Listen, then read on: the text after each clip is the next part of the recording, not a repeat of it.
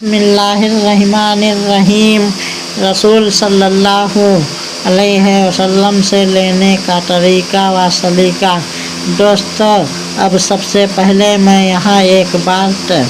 عرض کر دوں کہ میں نے عرض کیا یا رسول اللہ صلی اللہ علیہ وسلم سے لیتے ہیں اور بندوں کو دیتے ہیں، لیکن لینے کا بھی کوئی طریقہ و سلیقہ ہونا چاہیے۔ تو میں یہاں سب سے پہلے ایک مثال عرض کرتا ہوں، بعد میں بھی یہ بتاؤں گا کہ رسول صلی اللہ علیہ وسلم سے لینے کا طریقہ و سلیقہ کیا ہے۔ مثال لینے کے بعد بھی بہت سارے طریقے ہوتے ہیں، لیکن میں یہاں ایک مثال کے ذریعے سے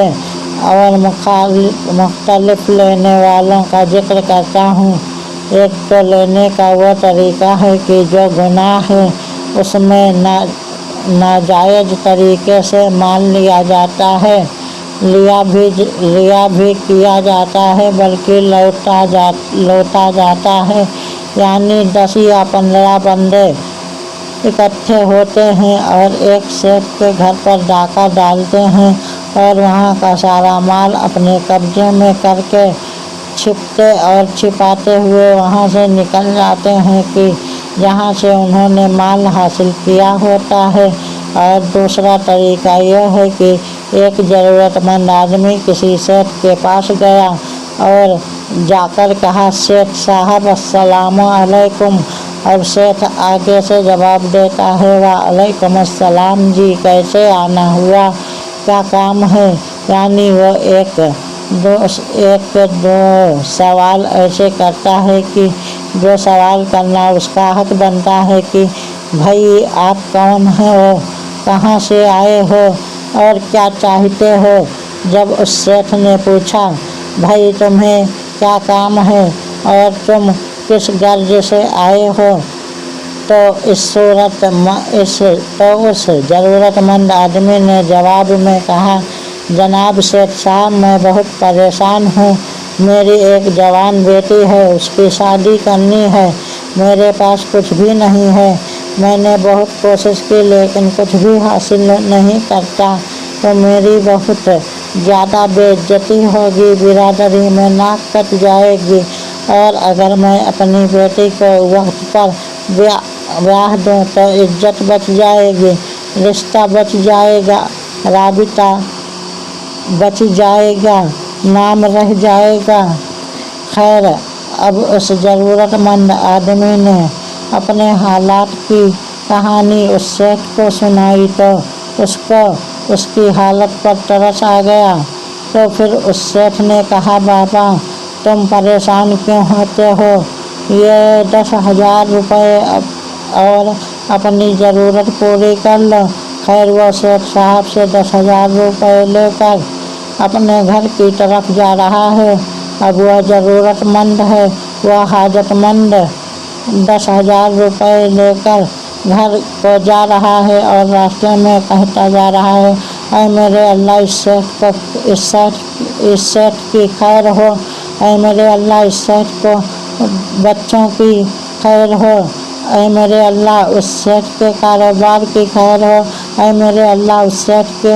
عزیزوں کی خیر ہو۔ یعنی وہ ضرورت مند آدمی روپے لینے کے بعد روپے کی تعریف نہیں کر رہا بلکہ وہ بار بار شیخ کو دعائیں دے رہا ہے۔ وہ 10,000 روپے جو شیخ صاحب نے دیے وہ بھی تو بڑی چیز ہے، لیکن وہ آدمی بار بار اس دینے والے کی خیر مانگ رہا ہے، اس لیے کہ وہ دینے والے نے اس کی عزت کا احساس کیا، اس کی ضرورت کا احساس کیا، اس کی پریشانی کو محسوس کیا،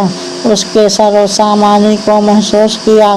تو اب لینے والے کی غیرت کا تقاضا ہے کہ وہ دینے والے کو دعائیں دے رہا ہے۔ یعنی جب کسی سے مانگ کر لیا جائے گا تو پھر اس کے لیے دعائیں بھی کی جائیں گی، اللہ اس کو اچھا رکھے، اللہ اس کی آل کو اچھا رکھے، اللہ اس کے حال کو اچھا رکھے۔ اور دوسری طرف وہ جو ایک گروپ بنا کسی شیخ کے گھر میں ڈاکہ ڈال کر دولت اکٹھا کر کے لے جاتے ہیں، तो वह कभी कभी सेठ के लिए कलमा खैर नहीं कहते, बल्कि वह माल लौट कर जाते हैं, एक ऐसी जगह पर जाते हैं जो उनका महफूज ठिकाना हो, और वहाँ जाकर हिसाब लगाते हैं कि हम कितने आदमी थे और लौटी हुई रकम कितनी है, और उस लौटी हुई रकम का तमाम डाकुओं में कितना कितना हिस्सा आएगा। यानी सबको अपने अपने हिस्से के फिक्र है। कोई भी उनमें से सेठ साहब का नाम तक नहीं ले रहा, लेकिन एक आदमी ने उनमें से सेठ का जिक्र किया तो दूसरे तमाम डाकुओं को कहने लगा कि अरे छोड़ो, सेठ को उसने बस बर्बाद होना था, सब बर्बाद हो गया। यानी नतीजा यह निकला कि जो माल मांग कर लेता है वह माल से मोहब्बत नहीं करता, बल्कि उसके देने वाले से मोहब्बत करता है। और दूसरी तरफ जो माल को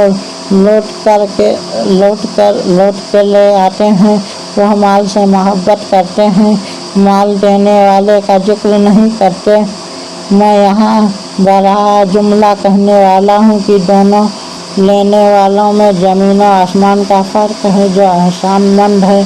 वह देने वाले का भला चाह रहा है, देने वाले की खैर मांग रहा है, देने वालों को दुआ दे रहा है। तो मेरे भाइयों, गौर करना, इसी तरह हमने भी रसूल सल्लल्लाहु अलैहि वसल्लम से लिया है और दूसरों ने भी रसूल सल्लल्लाहु अलैहि वसल्लम से लिया है, लेकिन हम अहले सुन्नत व जमात अपने करीम का एहसानमंद हैं कि या रसूल अल्लाह सल्लल्लाहु अलैहि वसल्लम, आपने हमको शरीयत दी है, या रसूल अल्लाह सल्लल्लाहु अलैहि वसल्लम, आपने हमको तरीक़ा दी है,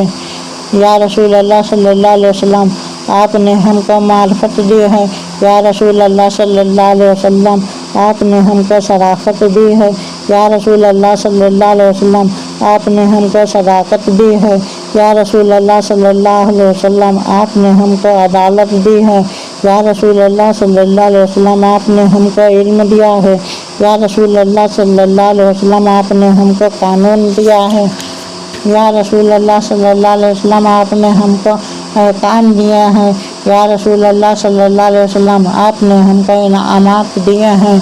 यानी उस करीम नबी सल्लल्लाहु अलैहि वसल्लम ने हमको सैकड़ों झूठे माबूदों से बचाकर एक माबूद हकीकी की बारगाह में झुका दिया है। उसने हमें लात बहल व अज्जा से दूर फरमाया और हमें खालिक हकीकी, माबूद हकीकी, मालिक हकीकी की बारगाह के करीब किया। यही वो करीम हैं जिन्होंने दिलों को काबा बनाने का ढंग सिखाया। यही वो करीम है कि जिन्होंने सीना को मदीना बनाने का हुसूल दिया। यही वो पैगंबर हैं कि जिन्होंने खुदा के नाम पर